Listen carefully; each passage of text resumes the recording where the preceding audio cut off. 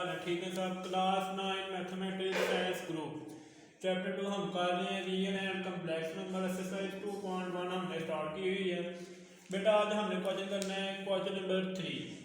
Question number 3 में ये कह रहा है कि which of the following statements are true and which are false.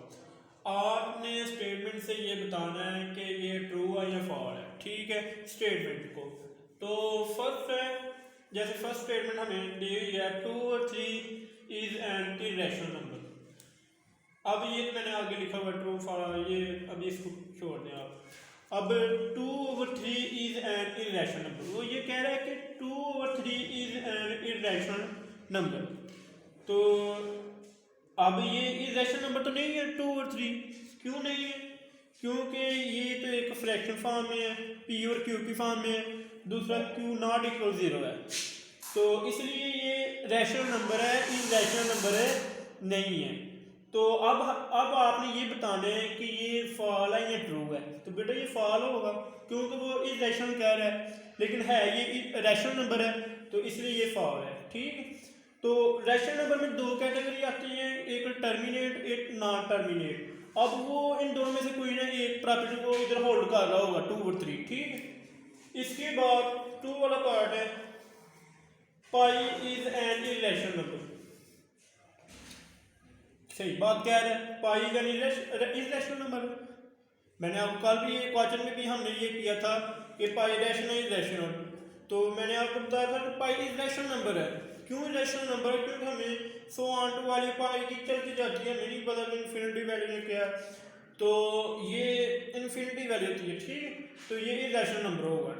तो इसमें ये टर्मिनेट नॉन टर्मिनेट वैल्यू भी नहीं होल्ड कर रही होगी, तो वो रैशनल नंबर में आता है। तो पाई रैशनल नंबर, तो ये सही कह रहे हैं, इसलिए हम इधर ट्रू लिख दी है। मैंने इधर से शॉर्टकट लिखा है टी। ठीक, बट इसका मतलब ये है कि ये ट्रू है। इसके बाद 1/9 इज अ टर्मिनेट फ्रैक्शन। अब बेटा वो ये कह रहा है कि 1/9 इज अ टर्मिनेट फ्रैक्शन है, तो आपने क्या करना है, टर्मिनेट वैल्यू वो होती है जिसमें एक लिमिटेड वैल्यू दे दी जाए।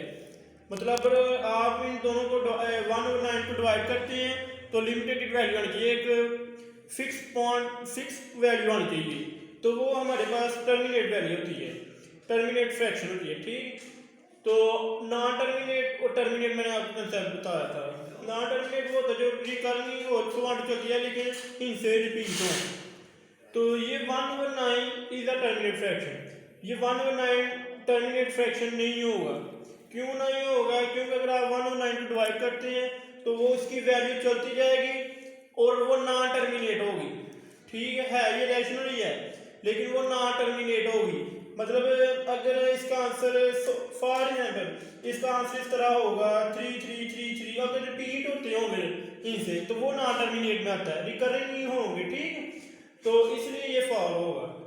इसके बाद अब 4 वाला 3 और 4 इज अ टर्मिनेट फ्रैक्शन। अगर आप 3 और 4 को डिवाइड करते हैं तो ये टर्मिनेट फ्रैक्शन होगा। ठीक है, तो किस तरह आप देख लें, जैसे ये 3 है, डिनोमिनेटर वैल्यू हम स्क्वायर रूट के अंदर लिखते हैं, डिनोमिनेटर हम वैल्यू बाहर लिखते हैं। तो ये छोटी वैल्यू है 3, 4 3 पर डिवाइड नहीं हो रहा तो हमने इधर पॉइंट लगाया, इधर हमने पॉइंट का 0 लगा लिया। ठीक, इधर भी आपने शादी लगा लिया। अब 4 का टेबल आपने देखा इधर 7 तक, तो 28 30 में से 28 निकाले तो 2।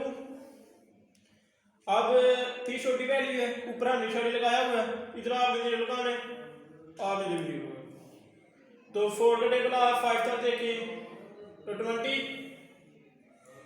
ठीक है, तो अब ये देखें कि क्या आंसर आया हमारे पास। ये हमने रफ में 0 लगा लिया 0.75। ये हमें फिनिटिंग में आंसर दे रहा है, मतलब एक लिमिटेड वैल्यू दे रहा है तो 0.75। ठीक है, तो ये ऐसा नहीं कि 100 चलती जा रही है, अगर चलती भी जा रही हो तो अगर इधर आ जाए 7.5 7.5 तो ये नॉन टर्मिनेट में आएगा।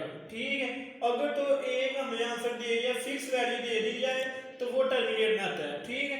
तो इसलिए 3 और 4 इज अ टर्मिनेट फ्रैक्शन है, तो ये ट्रू होगी, ठीक है।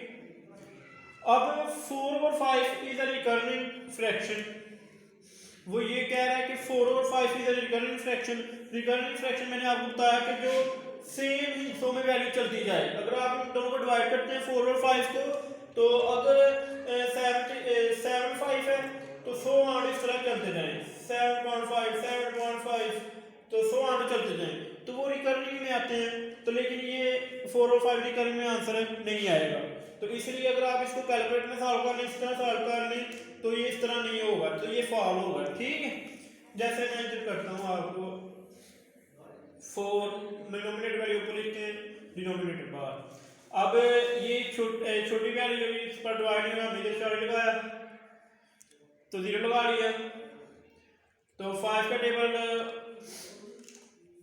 5 5 25 30, तो 8 लाख। तो क्या आंसर आ गया इसका 0.8। अब वो तो ये कह रहा है रिकर्रिंग फ्रैक्शन होनी चाहिए, लेकिन ये रिकर्रिंग फ्रैक्शन नहीं है, ये 4 और 5 हमें फिक्स वैल्यू दे रहा है 0.8, ठीक है, लिमिटेड वैल्यू दे रहा है, तो इसलिए ये फॉल होगी, ठीक है। तो बेटा ये क्वेश्चन नंबर 3 था, बहुत इजी है, इसको आपने सिर्फ समझना है कि इक्वेशन नंबर कौन से होते हैं, टर्मिनेट कौन से होते हैं, नॉन टर्मिनेट कौन से होते हैं, रेशनल नंबर कौन से होते हैं। तो फिर आप ये एमसीक्यूज के तौर पर आप कर पाएंगे।